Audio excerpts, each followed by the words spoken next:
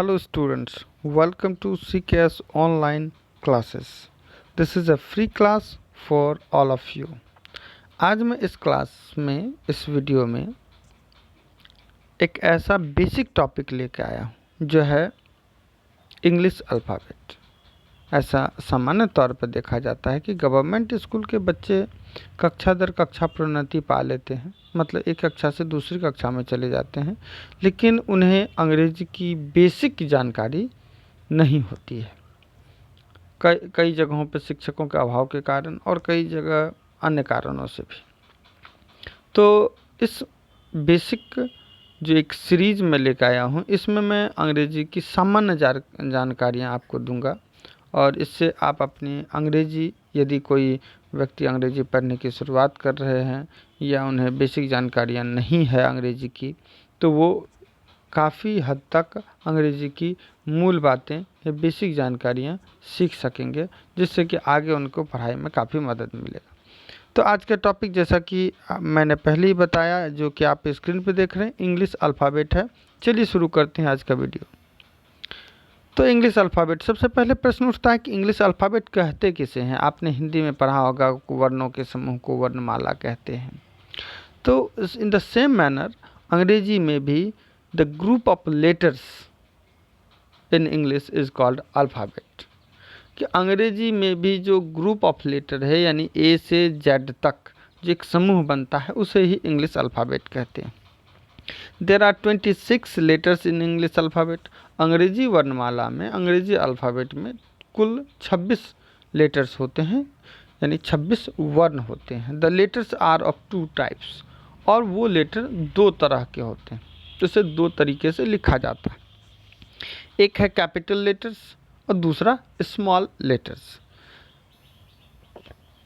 तो capital letter, जैसा कि आपके स्क्रीन पर दिख रहा है, ये अंग्रेजी कॉपी के जो 4-4 लाइन में बटा होता है अंग्रेजी की कॉपी, और उस कॉपी के हर 4 लाइन के ऊपरी 3 लाइन के अंदर ही कैपिटल लेटर्स को लिखा जाता है। ए से जेड तक लिखने का बिल्कुल एक तरीका है, और वो है अंग्रेजी कॉपी के ऊपरी 3 लाइन में इसे लिखा जाता है। तो इसमें आप जैसा कि स्क्रीन पे देख रहे हैं, यदि आपको ये लिखना नहीं आता है तो आप एक इंग्लिश की कॉपी लें, उस पर बार बार प्रैक्टिस करें, ताकि ये सामान्य जानकारियाँ आपको हो सके। नेक्स्ट है स्मॉल लेटर्स। स्मॉल लेटर्स थोड़ा सा डिफ़िकल्ट हो जाता है, क्योंकि इसमें हर लेटर को लिखने का अलग तरीका है।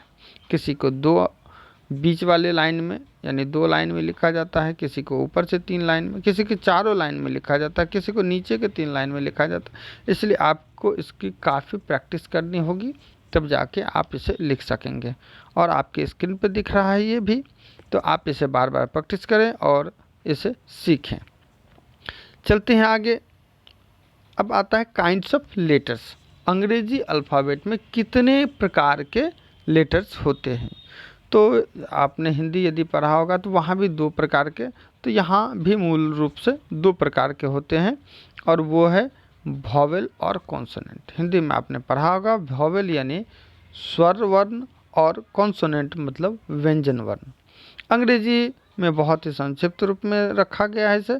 वॉवेल स्वर वर्ण केवल 5 होते हैं, और वो है A E I O U, और consonant A E I O U को छोड़कर जो भी बचे वो सभी 21 कॉन्सोनेंट होते हैं। जैसा कि आप देख रहे हैं, बी सी डी, ई को नहीं लिखा गया क्योंकि ई जो है वॉवेल में आता है। उसके बाद फिर एफ जी एच, इस तरीके से।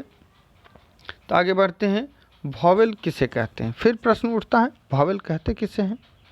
Vowel, the letters that can be pronounced independently are called vowel. उन वर्णों को जिसे हम स्वतंत्रता पूर्वक उच्चारण कर लेते हैं, उसे वॉवेल कहते हैं। या फिर the letters that can be pronounced without the help of any other letters are called vowel.